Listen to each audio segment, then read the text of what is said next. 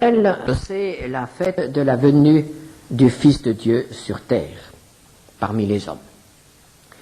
Et nous avons dans les évangiles les récits de cette venue de Jésus.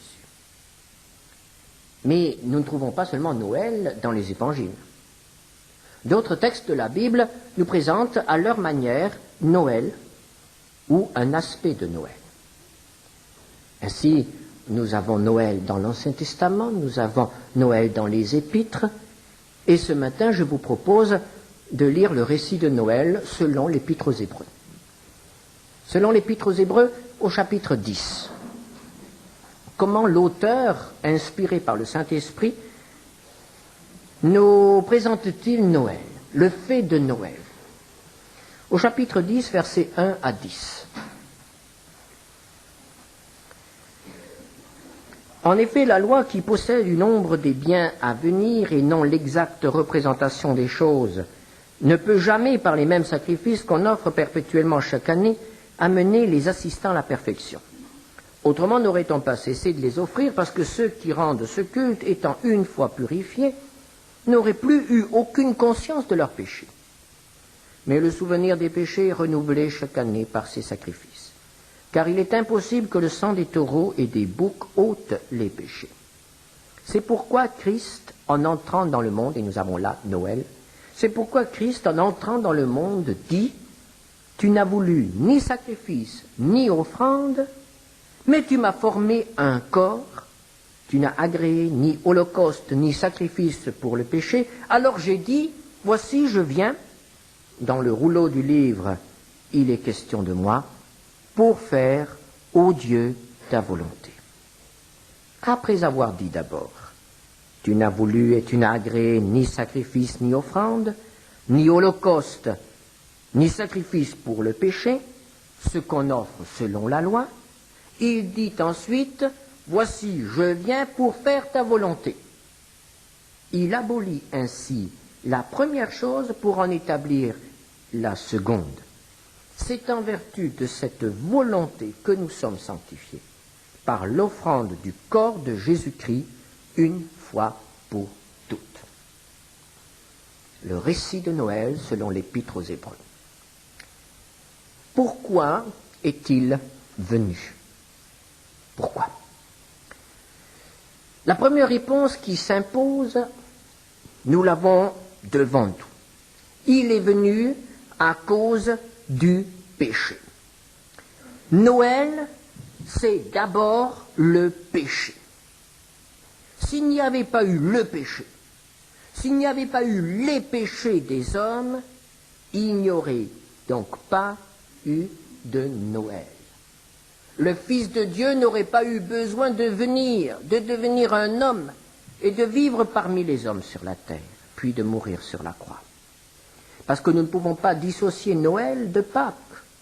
Nous ne pouvons pas dissocier l'incarnation de la crucifixion et de la résurrection. Pour qu'il y ait crucifixion, il fallait d'abord qu'il y ait la naissance du Fils de Dieu devenu homme. Et la crucifixion est à cause de nos péchés. Et nous pouvons donc dire que Noël, c'est d'abord à cause de nos péchés. À cause de la méchanceté des hommes, à cause de la violence des hommes, à cause de l'injustice qui règne dans le monde, à cause de l'égoïsme qui rend les hommes esclaves de leur propre intérêt. C'est à cause de cela, à cause du péché, que Noël, le premier Noël, a eu lieu. Pourquoi Noël? À cause du péché des hommes. Comme nous sommes là, loin des belles histoires de Noël, ces histoires un peu tristes, ces histoires belles qui habituellement se terminent bien. Cette belle histoire d'un bébé qui est né, d'une étoile qui a le vie, de bergers qui sont venus, de mages qui ont apporté des présents qui nous éblouissent, ou qui nous font rêver, comme nous sommes loin de cette image-là seulement. Oui, c'est vrai, Les bergers sont venus, l'étoile a brillé, les mages se sont déplacés avec leurs présents, mais ce n'est qu'un aspect de Noël. Noël, c'est d'abord notre péché. Noël, c'est d'abord notre méchanceté. Noël, c'est d'abord les ténèbres avant que ne luise la lumière. Comme nous sommes loin de l'histoire du petit Jésus. C'est le Fils de Dieu qui est venu pour porter notre péché. C'est la manière dont Dieu a réglé le grand conflit qui l'opposait depuis des siècles, depuis des millénaires à la race humaine. Un conflit qui venait de l'accumulation de la révolte et de la désobéissance de l'homme. Un conflit qui est né du défi de l'homme contre son Créateur, de ce point qui se dresse vers le ciel, de cette main qui veut détrôner Dieu du ciel,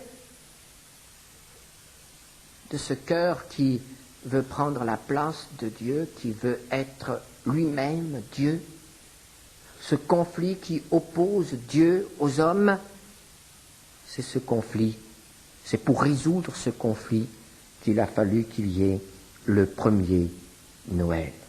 Plus la révolte des hommes augmentait, plus Noël s'imposait.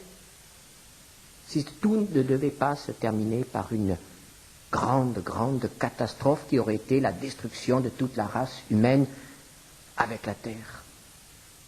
Il n'y avait que deux solutions.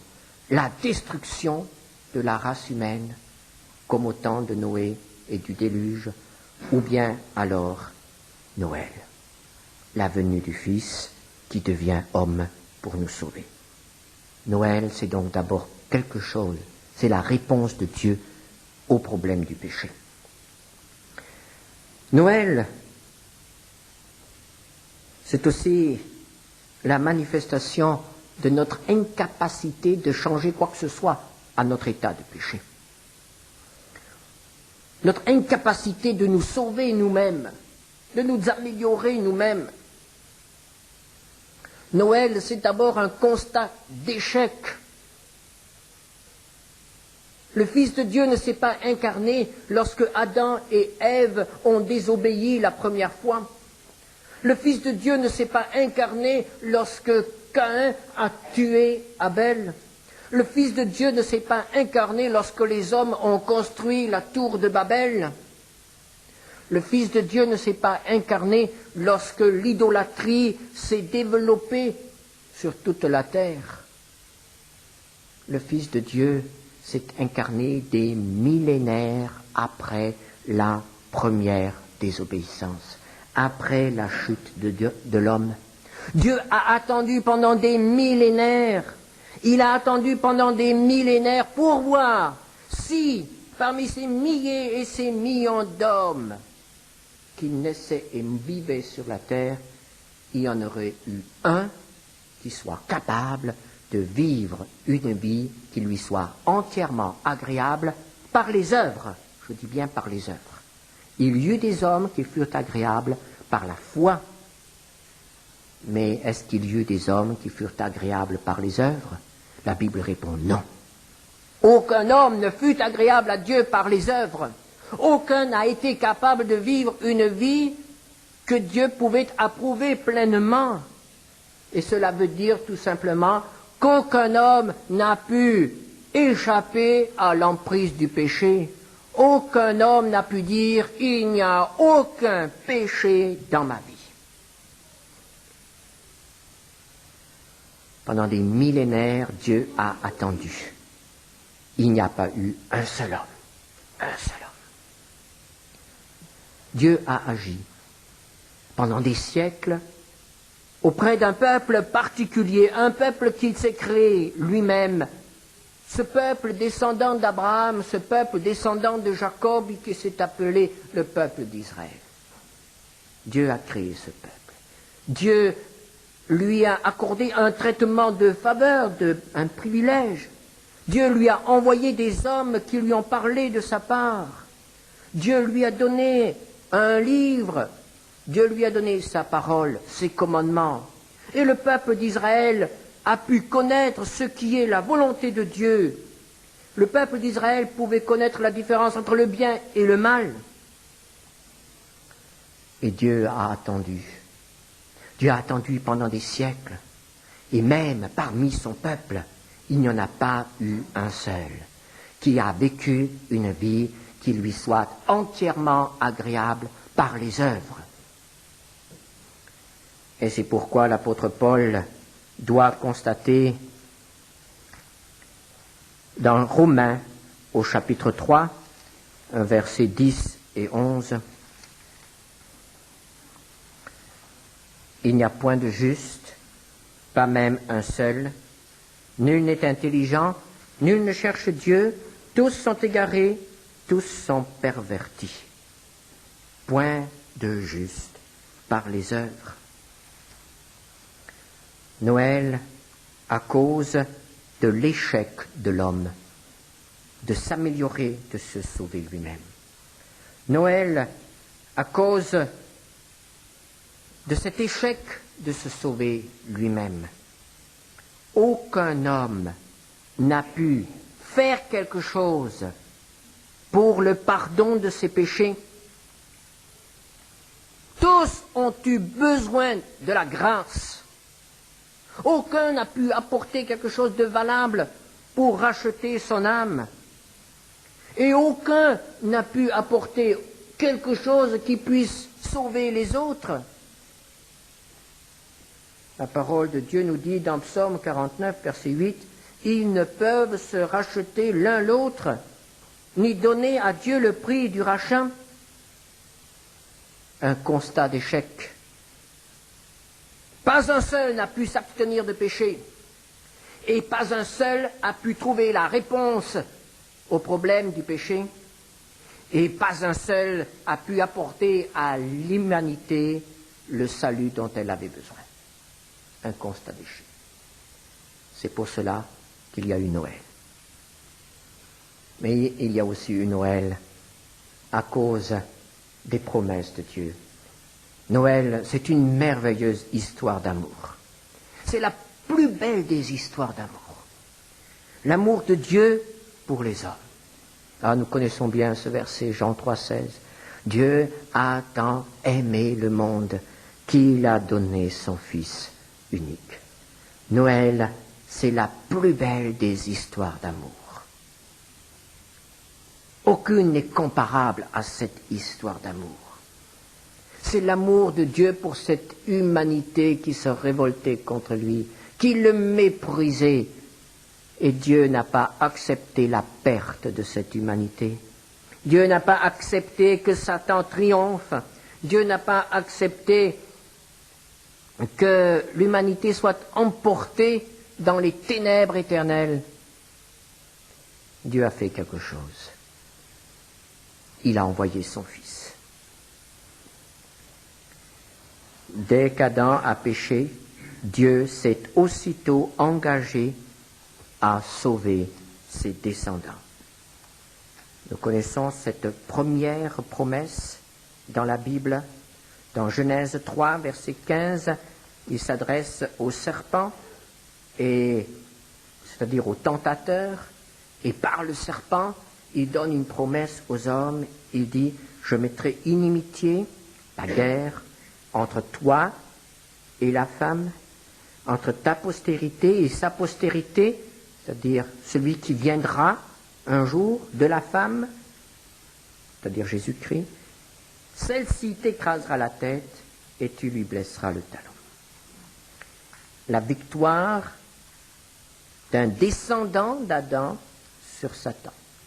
Or, nous avons vu qu'aucun descendant d'Adam n'a pu vaincre Satan. Il a fallu donc que le Fils de Dieu devienne un descendant d'Adam pour écraser la tête du serpent. Donc ce jour-là, au moment où Dieu a prononcé ces paroles, Noël devenait absolument nécessaire.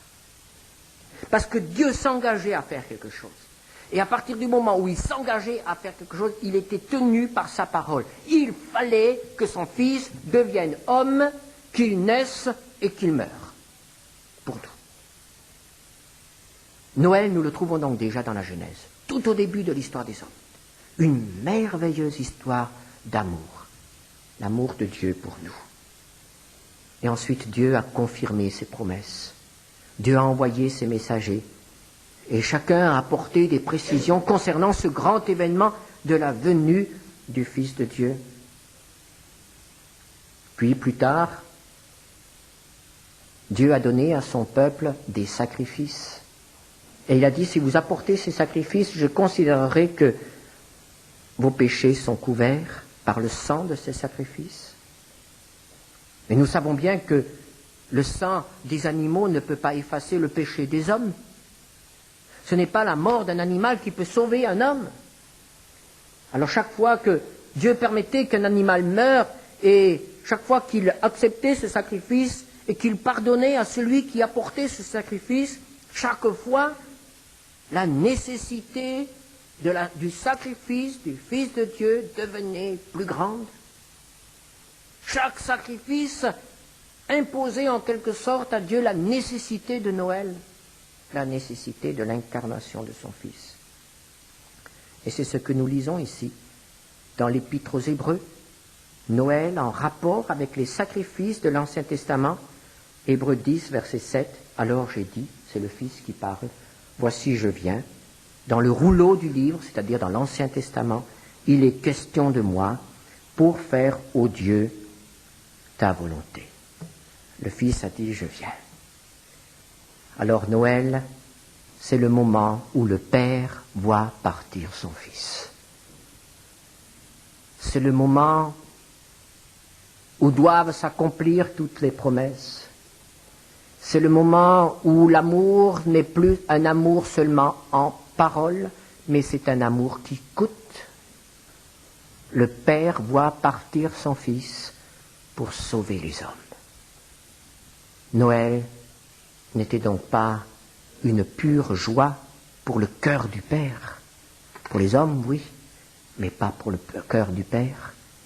Il voit partir son Fils qui doit souffrir, qui doit mourir pour sauver les hommes, c'est-à-dire pour nous sauver. Voyons maintenant Noël du côté du Fils. Le Fils a dit, voici je viens, je viens. C'est lui qui parle, c'est lui qui prend une décision, c'est lui qui est prêt à payer le prix. Et quel est ce prix qui sera payé, qu'il doit payer? Oh, ce ne sont pas des paroles, ce ne sont pas des promesses, ce ne sont pas des miracles, ce ne sont pas toutes sortes de cadeaux qu'il pourrait faire aux hommes, ce n'est même pas une vie exemplaire qui pourrait servir de modèle aux hommes qui voudraient être agréables à Dieu. Oh non, c'est beaucoup plus, c'est tout. Dans l'Épître aux Philippiens, nous lisons Philippiens 2, versets 5 à 8. On pourrait appeler ce texte le récit de Noël selon les Philippiens, selon l'Épître aux Philippiens. 5 à 8. Ayez en vous les sentiments qui étaient en Jésus-Christ, lequel, existant en forme de Dieu, n'a point regardé comme une proie à arracher d'être égal avec Dieu, mais s'est dépouillé lui-même en prenant une forme de serviteur, en devenant semblable aux hommes, et ayant paru comme un simple homme, il s'est humilié lui-même, se rendant obéissant jusqu'à la mort, même jusqu'à la mort de la croix. Quitter la gloire pour l'ignominie, pour le mépris des hommes, pour la croix, pour la couronne d'épines. C'était cela le prix. Écoutons comment cela s'est réalisé dans Matthieu 27, versets 26 à 31.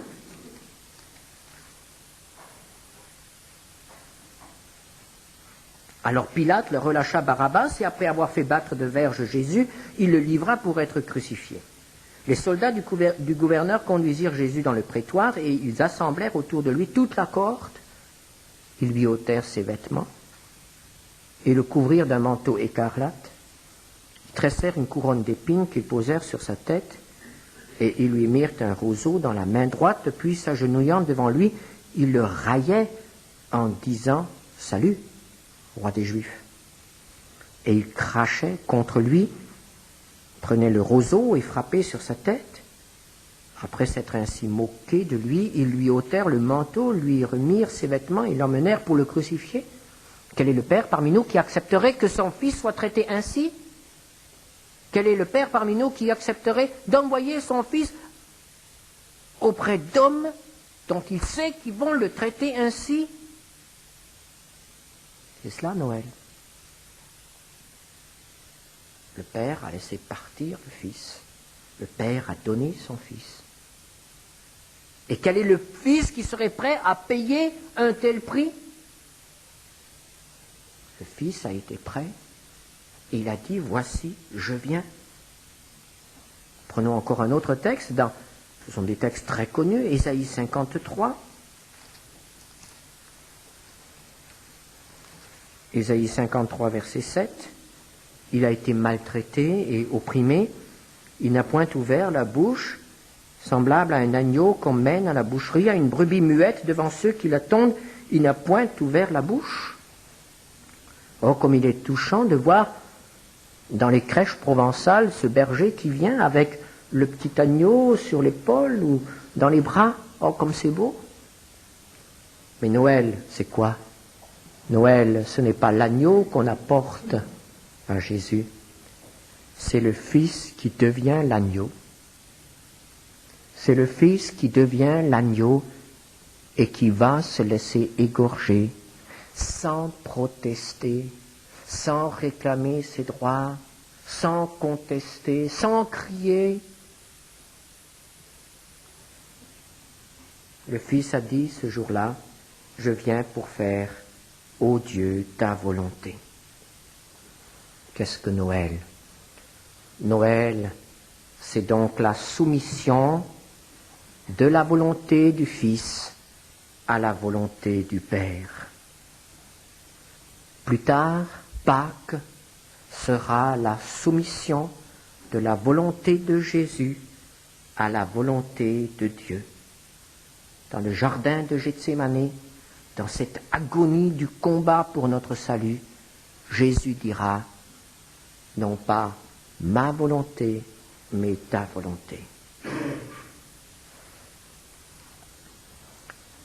Noël, c'est le don de la volonté du Fils à la volonté du Père, la soumission de cette volonté. Je viens pour faire, ô Dieu, ta volonté.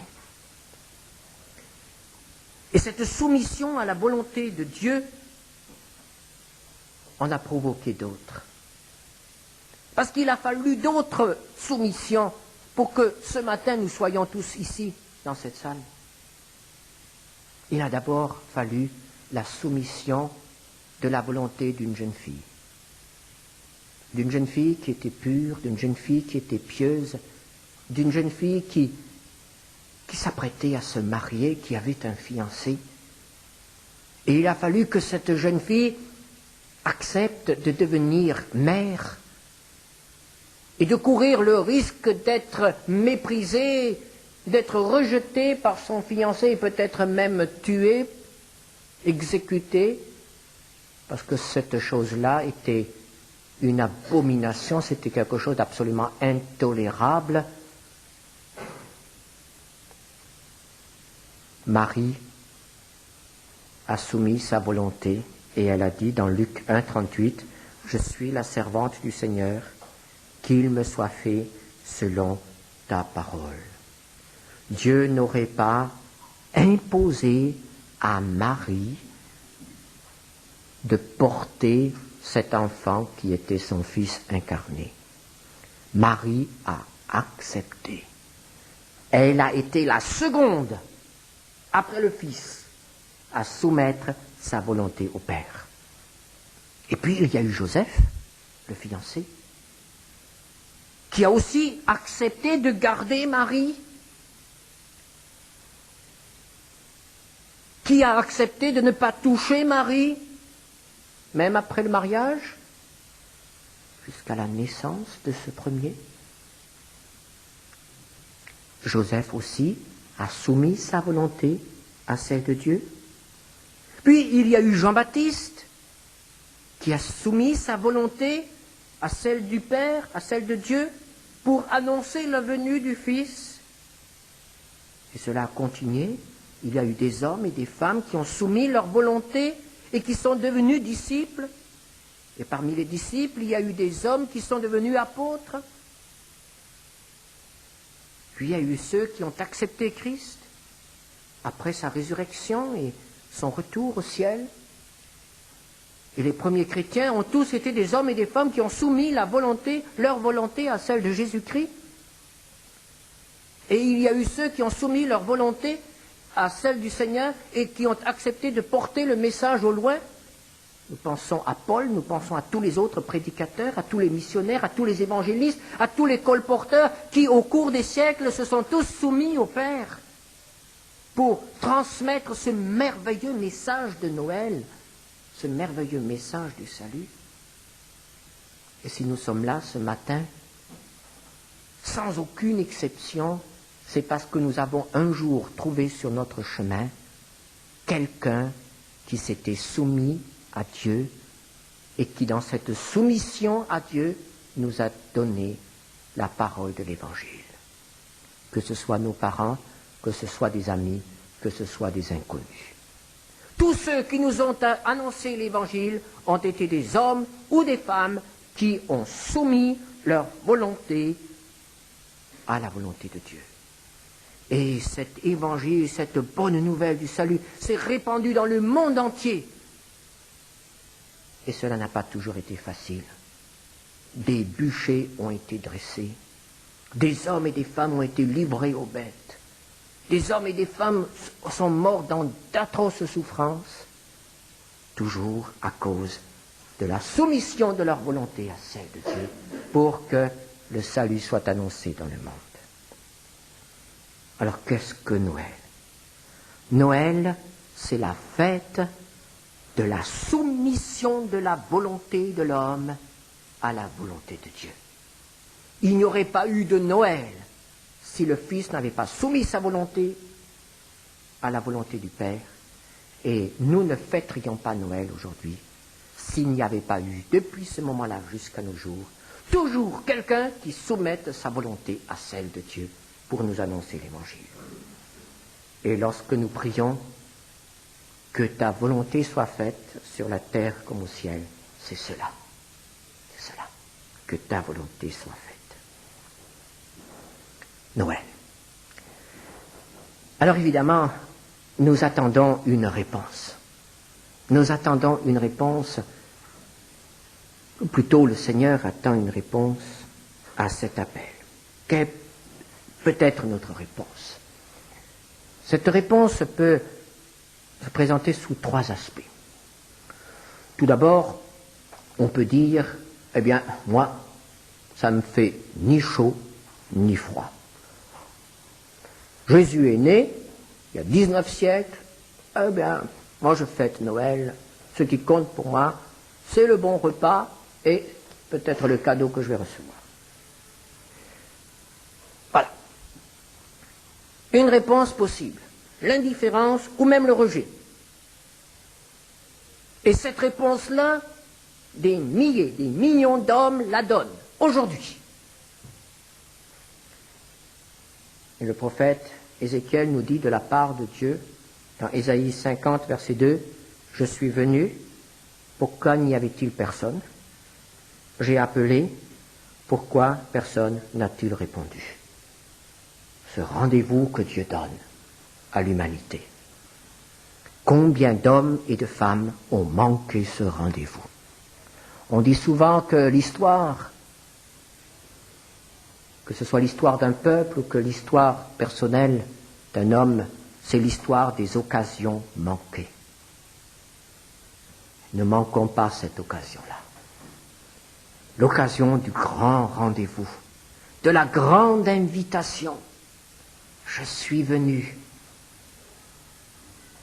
Il est venu, c'est certain, mais nous a-t-il rencontrés?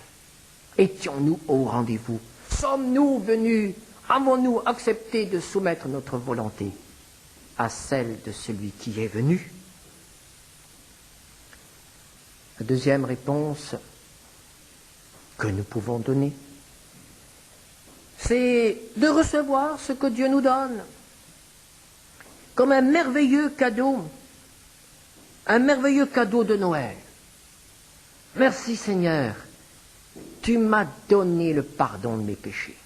Merci Seigneur, tu m'as donné la paix. Merci Seigneur, tu me donnes la vie éternelle. Merci Seigneur, tu me fais échapper au jugement dernier. Merci Seigneur, tu me donnes tout cela.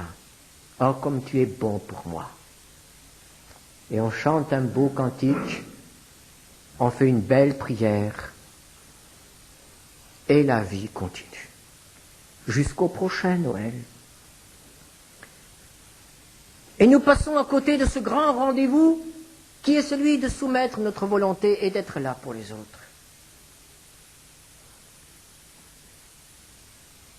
Nous ne disons pas aux autres qu'il y a un rendez-vous. Nous ne disons pas aux autres qu'il y a un salut, qu'il y a un pardon. Nous ne disons pas aux autres que nous avons reçu quelque chose. Et si tous faisaient ainsi, que se passerait-il? En l'espace d'une génération, il n'y aurait plus un seul chrétien. Plus un seul chrétien. Nous, morts, il n'y aurait plus personne. Parce que le flambeau n'a pas été transmis. Ça s'arrêterait avec nous. Nous serions la génération de la fin. Nous serions comme si subitement l'humanité était prise de la folie de ne plus procréer. Que tous les hommes et les femmes en âge de procréer décident d'un coup de ne plus procréer, qu'il n'y ait plus une seule naissance sur toute la terre, en l'espace de quelques années seulement, et la grande, la belle aventure de l'humanité serait terminée.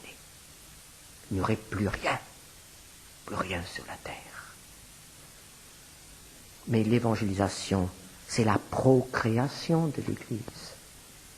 Si je refuse de rendre témoignage, si je refuse de faire quelque chose pour la mission, si je refuse d'être là pour le Seigneur, je refuse d'assumer mes responsabilités. Je ne soumets pas ma volonté au Seigneur. Et il y a la troisième réponse, la troisième possibilité, et vous avez deviné laquelle.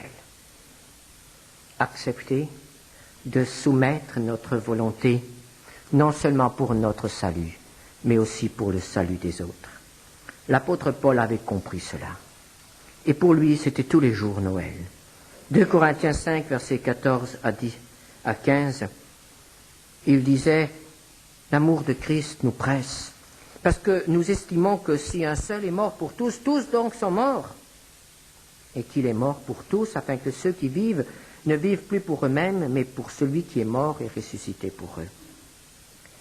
Noël a été possible parce que le Fils a soumis sa volonté à celle du Père. Noël ne sera possible dans la vie de ceux qui nous entourent que si nous soumettons aujourd'hui notre volonté à celle du Père. Noël pour nous, Noël pour les autres. Noël, la grande occasion de la soumission totale à la volonté de Dieu. Est-ce que nous allons fêter Noël ainsi cette année? Je vous propose de rester quelques instants dans le silence. Nous pourrons, dans ce moment de silence, donner notre réponse personnelle au Seigneur. Peut-être que nous lui dirons pour la première fois, « Eh bien, Seigneur, ce matin j'ai compris. J'ai compris que tu es venu pour moi. Je ne sais pas trop quoi faire, mais je te dis que je veux t'appartenir. Pardonne mes péchés, je t'accepte comme mon sauveur. » Ça sera un Noël exceptionnel, un Noël absolument unique, comme vous n'en avez jamais connu de votre vie, que le Noël que vous fêterez cette année. Et peut-être que quelqu'un dira, Seigneur, j'ai compris que jusqu'à présent j'ai tout gardé pour moi, que ma bouche est restée obstinément fermée. Bien, Seigneur, ce matin, je te soumets ma volonté. Et peut-être que l'un ou l'autre sera poussé à dire 2 mots à haute voix pour que ses frères et sœurs dans l'Église soient témoins de son engagement pour le Seigneur. Et nous